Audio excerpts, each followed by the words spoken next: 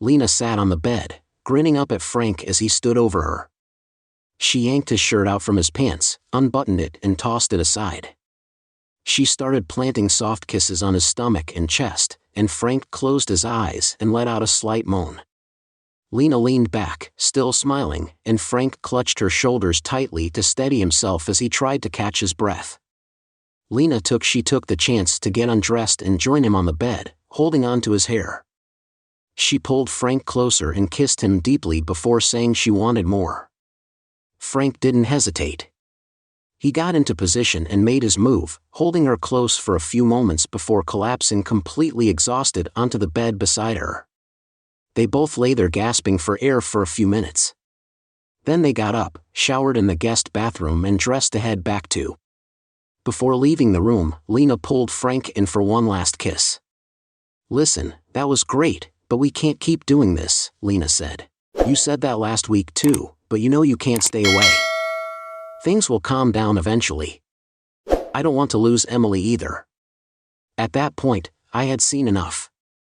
I picked up my laptop and smashed it against the nearest wall. This cheating piece of work was going to pay.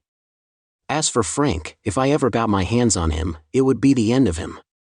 But before I could act on those thoughts, my office door creaked open and my assistant Sarah hesitantly peeked in and asked, "Are you okay, Mr. Jacobs?" Taking a deep breath, I replied, "Yeah, Sarah, I'm fine. Sorry if I think I'm going to head out for the day and hit the gym. I need to work through some things, and a hard workout might help. Oh, and Sarah, could you call and have them order me a new laptop?" "Yes, sir, Mr. Jacobs. I'll take care of that right away." I grabbed my coat and stormed out the door. I guess I should introduce myself. I'm Rob Jacobs. That was my wife of nearly 15 years in that video. We met in college, and after dating for a year, we tied the knot right after. I thought we had a solid marriage and 2 wonderful kids. I guess I was wrong. This nightmare started a few days ago when Emily Ross, Frank's wife, came to see me. She was worried that something was going on between her husband and my wife. If it weren't for her, I'd still be in the dark about what was happening under my own roof. 3 days earlier, Sarah said, "Mr. Jacobs, there's a Mrs. Ross in the lobby to see you. She said her husband Frank works with your wife and that. It's urgent, thanks Sarah." "Did she mention what it's about?" "No, she just said it's personal. Tell her I'll be there in a few minutes." I had a bad feeling about this. Why would a woman I barely knew from a company Christmas party be coming to see me about something personal? It wasn't even noon and my day was already off to a rough start. Now this, on a Wednesday, no less. Maybe it was time to scrap my no drinking until 5 rule. I walked into the lobby and saw a pretty brunette sitting on the sofa. Mrs. Ross said, "I'm Rob Jacobs. Please come back to my office and we can talk." "Thank you, but please call me Emily," she said, standing to shake my hand.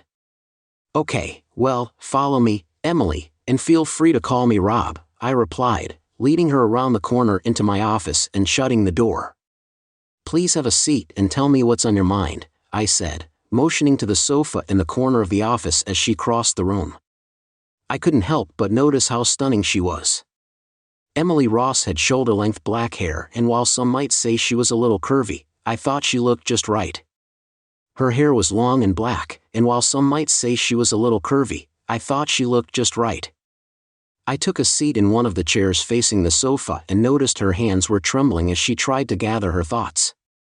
"Rob, I don't really know how to say this, so I'm just going to come out with it.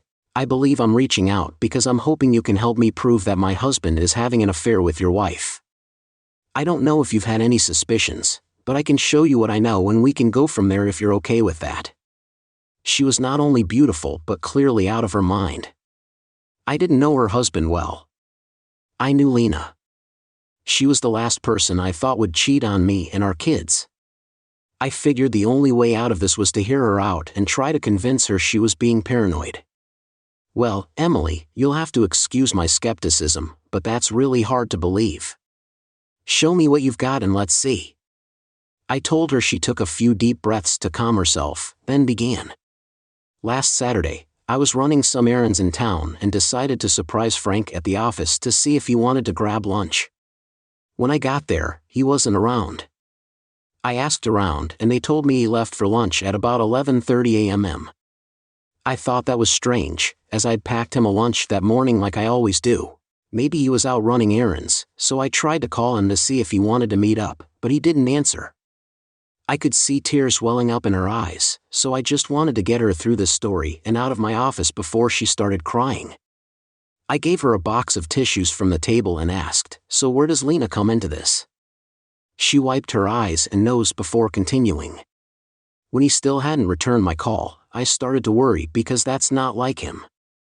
Then I remembered that about 6 months ago, when our eldest started driving, I downloaded one of those apps that tracks your location by your cell. I checked the app on all our phones. I knew it also tracked mine and Frank's phones, so I pulled up the app and found his location. It was an address about 15 minutes from his office in a neighborhood I didn't recognize. When I searched the address online, your name came up.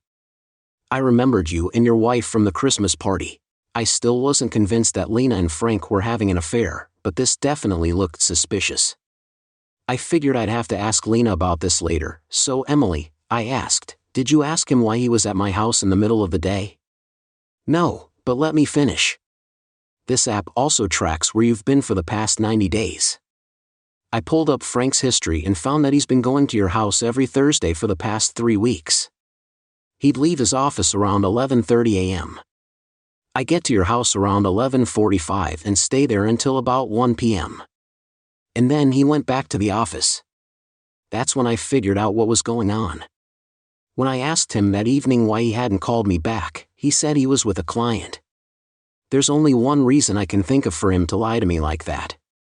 I felt the rage boiling up in me as she spoke, but I caught myself before I exploded on her. Emily was just the messenger and she was clearly upset.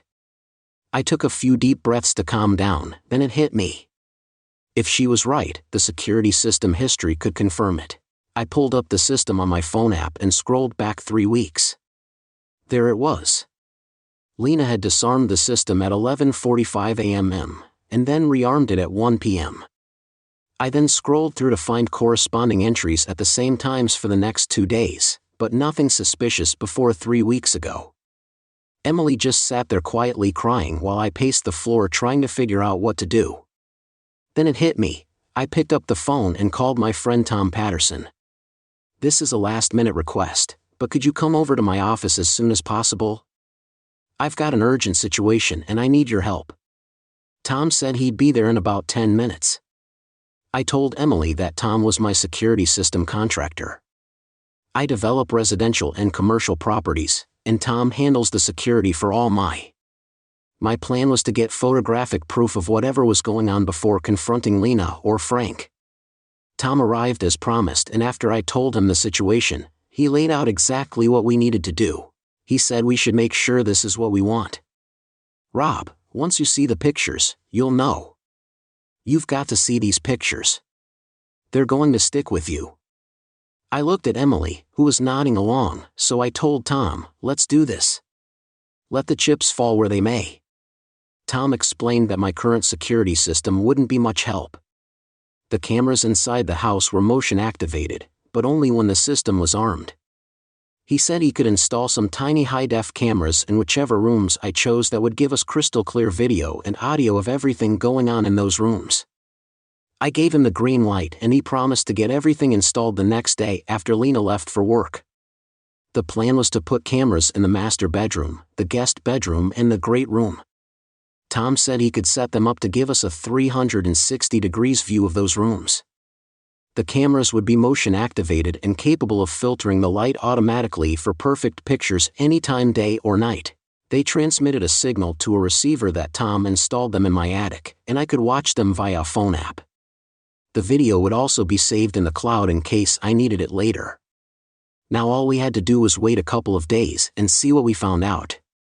It was a lot harder than I imagined, but I kept busy with work and even worked from home in the evenings. After dinner, Emily had it easier since her kids were still at home, so she stayed busy with their activities, with 2 teenage boys. She was constantly running around with them. As usual, she barely had a moment alone with Frank in the evenings at my house. It was just me and Lena, so it was tougher. Our kids were off at college. Our daughter Ellie is a senior, and our twin boys Jack and Ben are sophomores. They all attend the same college. Lena and I met at college. I spent most of Tuesday and Wednesday nights alone in my office trying to figure out how to tell them about all this. Finally, Thursday arrived that morning. Lena kissed me goodbye as I left, just like she did every other day. This was just another day in the 15 years we've been married. Since Monday, I had been trying to recall any odd changes in her behavior over the past 3 weeks, but there wasn't much to note. The only thing that stood out was she'd also been a lot more aggressive in bed at the weekends. Normally she followed my lead, but lately she'd started taking charge more. I remember really liking it until I found out why. So that brings us to today.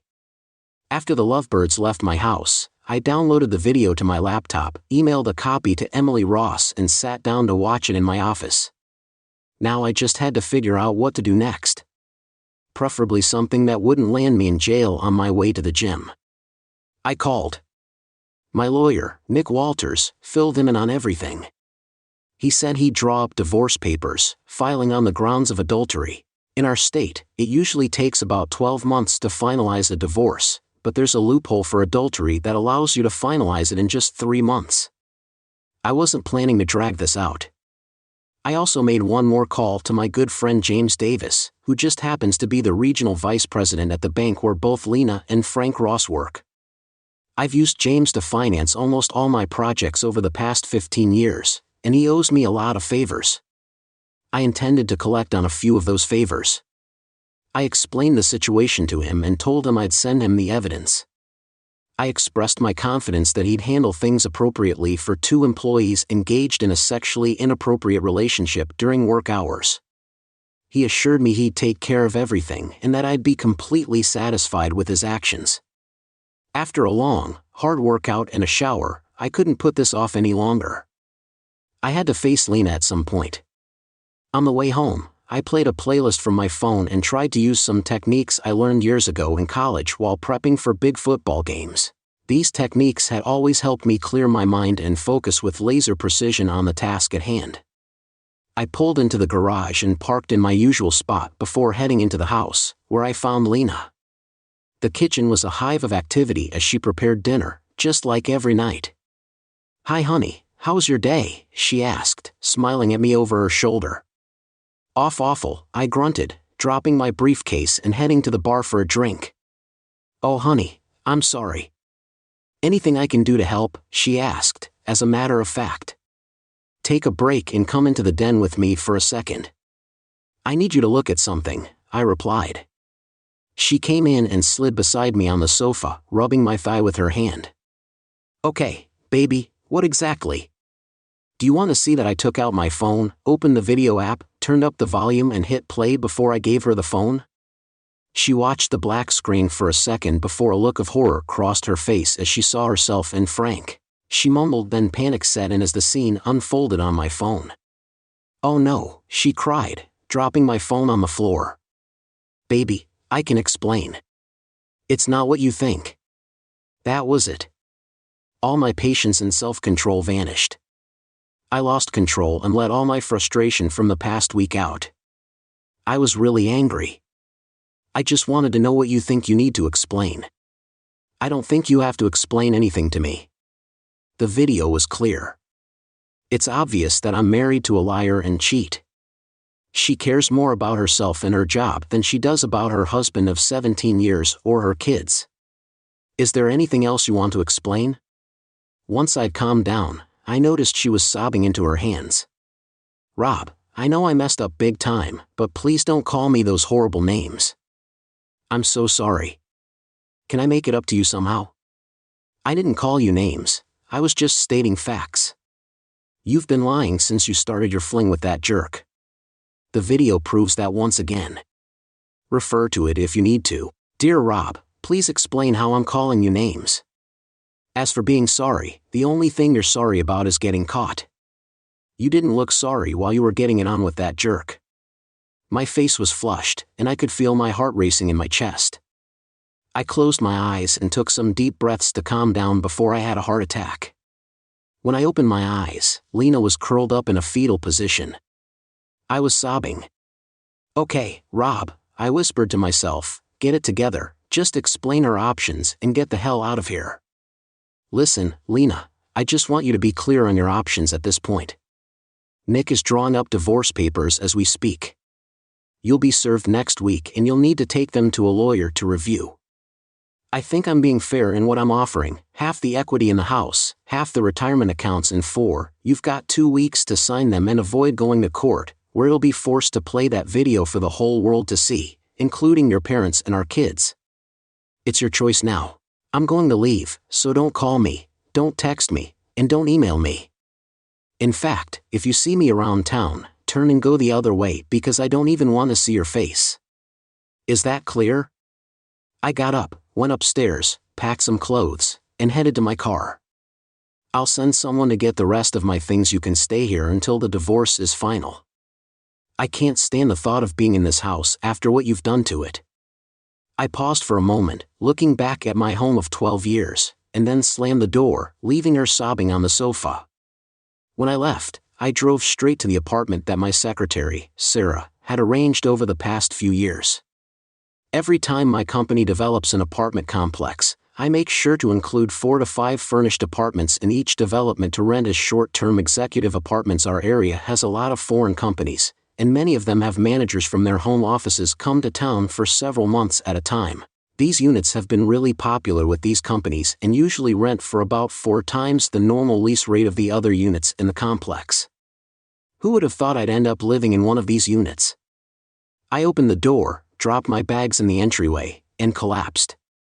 I sat down in one of the chairs in the living areas and suddenly felt completely drained. Just then, my phone buzzed with a message from Lena. I pulled the phone out of my pocket and saw 12 missed calls from her, 2 from Ellie and 1 each from Jack and Ben. What part of "don't call me" does this woman not understand?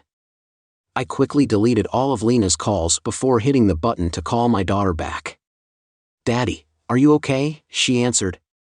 "I'm fine, baby. What's going on?" I replied, "Fine, what's going on? My mother called about an hour ago looking for me." She sounded really upset. When I asked her what was wrong, she said you guys had some kind of fight, that you stormed out of the house and won't answer her calls. She said she's tried calling but you won't answer. That doesn't sound like you, so I got scared that something might have happened to you. I thought Ellie was calling to say the boys were calling. I can assure you that nothing's happened to me. What your mother failed to tell you is that we were fighting because she decided I wasn't good enough for her. She found herself another man and started sneaking him into the house at lunch. It wasn't exactly a fight, it was more like I'm divorcing her and I never want to see her again. Now she thinks she can explain it all away if I'll just listen to her. I'll be the first to admit I was out of line. I suddenly realized I was yelling at my daughter, so I paused to catch my breath. That's when I heard her crying on the other end. I didn't handle that very well, did I? I told myself I managed to get my emotions in check and went on to explain everything to Ellie. I made sure to let her know that I didn't want this to come between her and her mother. It was between Lena and me. I wanted her to understand that this didn't affect her relationship with either of us. After I hung up with Ellie, I called Jack and Ben and let each of them know what was going on. Unfortunately for Lena, they both inherited my temper. They were both really angry at their mother when we hung up. They'll eventually make peace with her, but she's going to get an earful from them before things settle down. The next few weeks passed by fairly quietly. I got stuck into work, the gym, and tried to stay too busy to think about storming my life. My only social contacts outside of work were my kids and Emily Ross. I spoke to the kids several times a week. The boys kept the conversations to school and sports. Ellie would catch me up on what was happening with her, but she'd also tried to bring up Lena, who according to her was not doing well. Every Monday, Emily Ross and I met for lunch. It probably wasn't the best idea given our circumstances, but we both needed to talk and no one else really understood what we were going through. I was moving full speed ahead with the divorce, but Emily was having second thoughts. It was different for her. She still had kids at home and a divorce would be much messier for her and Frank. She often used me as a sounding board about the decision. On the last day before her deadline, Nick told me that Lena had finally signed the papers and sent them back to his office. Now it was just a matter of waiting 3 months for a court date to finalize the agreement. The only thing Lena wanted was to talk to me before we went to court, but I didn't think it was a good idea. Nick said that things would go much more smoothly in court if I met with her. He said that most judges wouldn't look favorably on a spouse ending a 15-year marriage without talking to the other person first. After 15 years of marriage, we hadn't had any counseling or honest discussions between us. I finally agreed to meet with her, but it would be when I was ready. Over the next month, I reverted to the way I was before I met Lena. I worked hard, exercised like a madman, and played hard. My business required me to be out of town a couple of nights each week, and most of those nights included I'd usually have dinner and drinks at a bar after work. I'm a creature of habit, so this was a pattern I followed for years. I'd eat, have a couple of drinks, chat with whoever was sitting near me at the bar, then head to my room to call Lena and the kids. Sometimes there'd be some harmless flirting with some of the women at the bar, but it never went beyond that. I'm not proud to admit it, but since Lena had an affair, I was drinking more than I should when I was traveling. The harmless flirting got out of hand and wasn't so harmless anymore. I ended up having sex with a few of the women I met while traveling. Some were single and some were married, but I didn't really care. Their marriages weren't my problem. I was furious with Lena for what she did and I hated Frank for getting involved in my marriage, but I realized I'd done the same thing to other men's marriages. I was searching for anything to make the pain go away, but nothing seemed to work. Emily Ross and I continued to meet for lunch each week and went out on a few dates in the evenings. We didn't call them dates, but we were both lonely and sometimes you just need. It was nice to have a friendly face around. It was more satisfying than one-night stands. There was no sexual relationship, but I had kissed her goodnight a few times, lingering a little longer than I probably should have on more than one occasion. Emily and I were out for dinner one Monday night. I noticed she was quieter than usual, just playing with her food. There was obviously something on her mind. Something was on her mind. She finally stopped and looked me in the eye. "Rob, as you know, we've been out a few times lately. Whether we call it what it is or not, they've basically been dates. I know it's been a little awkward the last few times when we said goodnight. It was like we both wanted more than just a kiss, but we were afraid to let things go any further. So I wanted you to know that I think I really need to take this further. I'm just going to come out and ask you something. I'll understand if you say no, but if I don't ask you now I'll lose my nerve." The way she was acting made me a little nervous, but finally I said, "Go ahead. You know you can ask me anything." "Okay, here goes. As you know, Frank and I were high school sweethearts. We were sweethearts, but before all of this, we'd only been intimate." She paused to collect her thoughts. "I'm not sure if I can give him a second chance. Some days I want to try, and some days I just want a fresh start. But I'm still a woman, and I still have certain needs. I think you probably have some of those same needs." I just nodded to show I understood as she paused to collect her thoughts. "So, I wanted to ask you if you'd be willing to help me take care of those needs. I know it sounds crazy, but I could never just pick up a stranger and go to bed with him. You're my friend, and I trust you. I don't worry about hurting your feelings if you say no.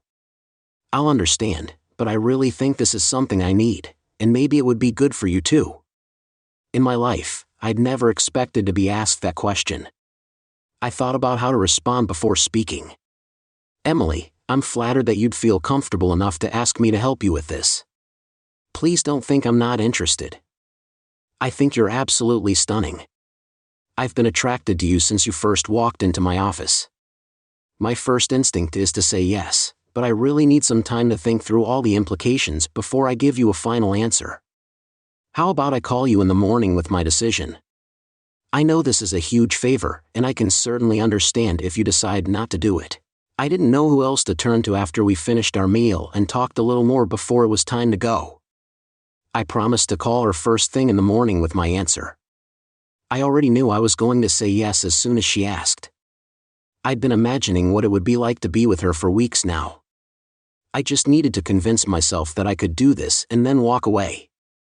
When I was away from her, I knew that if she decided to commit to her marriage afterwards, I couldn't see her anymore, not even for lunch. On my way home that evening, I had a thought that might help us both move on. So I called her. "Hello," she answered. She asked tentatively, "So what's the condition?" "Well, if we just met at my apartment or at your house and slept together, it would feel like a one-night stand. I need something more from you to feel comfortable doing this. The condition is this: I think a change of scenery would do us both some good if you agreed to go away with me this weekend. In return, I'll agree to be with you at some point over that time. We could leave on Friday and come back late Monday." "I'm in." I was sure you'd say no, so I told Frank I needed to get away to clear my head and he needs to watch the boys for a few days. "What time do you want to leave?" "I'll text you with the plans tomorrow. Bye." As soon as Sarah got to work the next day, I had her. I made all the reservations for the weekend. Then I texted Emily and told her to meet me at the airport at noon on Friday. Despite all her questions, I told her to wait until Friday to find out the details. After an agonizingly slow week, I was standing in front of the terminal when I saw her walking towards me in a pair of tight faded jeans, boots, and a form-fitting sweater. She was wearing a fitting sweater that showed off her curves. "You look amazing," I told her. "By the time we board, I'll be the envy of every man in this airport." She leaned in to give me a hug and whispered in my ear, "If you keep talking like that, you won't make it to that plane. So what's the big surprise?" "Where exactly are you taking me, Mr. Jacobs?" I just smiled as I handed her the ticket. "Chicago." "You've got to be kidding me." "I'm happy to say that we have reservations at some great restaurants for the next 3 nights and tickets to see Hamilton tomorrow night." I grabbed her bag and headed to check in with a very happy lady by my side. After a smooth flight, we landed at O'Hare and took a cab to our hotel. It was one of my favorites, located downtown with a great view of the city. It was just after 0 p.m. Once we'd checked in, we quickly unpacked and freshened up for dinner. Our reservations were for 7 p.m. The restaurant was just a short walk from the hotel, so we had plenty of time. Emily was standing by the window, looking out at the city, while I tied my tie. When I walked up beside her, I turned and wrapped my arms around her. "Mr. Jacobs," I said, "I asked for one small favor, and you've gone above and beyond anything I could ever imagine. This is absolutely amazing. I could be wrong, but I'm thinking all this might have just earned you the girlfriend experience. This weekend, that's what I was hoping for, Mrs. Ross." I replied as I pulled her closer and kissed her gently. After a few seconds, I pulled away. "We better stop this now and head to dinner or we'll never make it because I'm getting really close to just throwing you on that bed." We made the short walk to the restaurant, hand in hand, taking in the sights and sounds of the city. The dinner was amazing, just as I remembered it from the last time I was here. After dessert and a few glasses of wine, we headed back to the hotel. When we got back to the room, I could tell she was getting nervous, so I took both her hands in mine and looked directly into her eyes. "I want you to know that we won't do anything you're not comfortable with. If all you want to do is act like tourists and enjoy the city, that's fine with me. If you want to go through with your original request, that's fine too. I just want you to relax and enjoy the weekend." To relax and enjoy the weekend, no pressure. Okay, I led her over to the window, moving behind her and wrapping my arms around her waist. "Look out at this beautiful city. This weekend is all about you. I want you to experience things you never have before. Just try to relax and let me take care of everything. I want you to experience the food, the sights, the attractions, and the arts. Let's just enjoy the city. If you want to explore, I'm happy to go with you. I'll be happy to help with that." I could see tears forming in her eyes. "Rob, I really want to go through with this and I need it more than you'll ever know. I'm just really nervous. I've only been with one man and after all that's happened, I just feel so inadequate because I obviously wasn't able to keep him satisfied. Listen, Emily, I think we're both in the same place. Both feel inadequate in some ways, but what they did isn't about us. No matter what was lacking in our marriages, they didn't have the right to go outside the marriage looking for answers. They should have addressed those with us. If anyone is inadequate, it's them. Let's just enjoy being here and being with each other for the next few days. With that, I gently kissed the back of her neck just behind her right ear. Emily, she closed her eyes and leaned back into me, tilting her head to invite me to continue as I kissed her neck. I could feel her shiver slightly, her body relaxing against mine. I didn't push further, giving her the space to take the lead if she wanted. She turned around slowly, her eyes meeting mine with a mix of desire and uncertainty. I brushed a strand of hair behind her ear and kissed her softly, letting her set the pace. She responded by pressing her body closer to mine and deepening the kiss. After a moment, she pulled back and whispered, "I'm ready." I nodded and took her hand, leading her toward the bed. We didn't rush things. This wasn't about mindless passion, it was about connection and finding something we'd lost. I helped her out of her clothes, making sure to keep the mood light and playful. I even made her laugh a few times to ease the tension. Once we were both ready, I pulled her close and held her against me, just savoring the warmth and comfort of being close to someone who understood what I was going through. We spent the rest of the night exploring each other in a way that was more about comfort and understanding than anything else. The intimacy wasn't rushed. It wasn't forced. It was something we both needed to feel whole again, even if just for a moment. When we finally lay back, exhausted but satisfied, she curled up against me, her head resting on my chest. "Thank you, Rob," she murmured, her voice heavy with sleep. I replied, my own eyes closing as the exhaustion of the day caught up with me. We both drifted off into a deep sleep, the kind you only get when your mind is at peace. The next morning, we woke up to the sunlight streaming through the window and the sounds of the city outside. Emily stirred beside me, her eyes fluttering open. She looked up at me with a sleepy smile. For a moment, everything felt right in the world. But reality quickly set in as we both remembered why we were there, and the weight of our lives outside that hotel room came crashing back down. "I guess let's get ready to head out," she said, sitting up and stretching. "We've got a full day ahead." "Yeah, we do," I replied, though I couldn't help but feel a pang of regret that our time together was coming to an end. We spent the day exploring Chicago, visiting all the tourist spots, the Art Institute, Millennium Park, and even a boat tour on the river. We laughed, shared stories, and for a brief moment, it felt like we were just two friends on our weekend trip. We had a great time without any of the usual stressors. We had dinner at another fantastic restaurant, followed by the Broadway show I had planned. When we got back to the hotel, there was a sense that this was it, the end of our little escape. Emily looked at me, her eyes filled with unspoken words. Instead of talking, she just stepped forward and hugged me tightly. I held her close, feeling there was a sense of finality in the air. We both knew that once we left the room, we'd have to go back to our complicated lives, and this weekend would become nothing more than a memory. The next morning, we packed our things in silence, checked out of the hotel and took a cab to the airport. The flight home was quiet. With both of us lost in our thoughts, trying to figure out what came next, when we landed, we said our goodbyes in the terminal. Emily gave me a small, sad smile before turning to leave. I watched her walk away, knowing this was likely the last time I'd see her. We had both gotten what we needed from this weekend, but it was time to move on. I got into my car and drove straight to the hospital to check on Jack. This was going to be tough.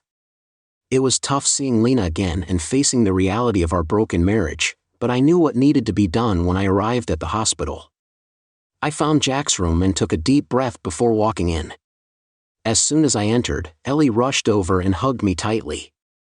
"Dad, I'm so glad you're here," she said, her voice trembling.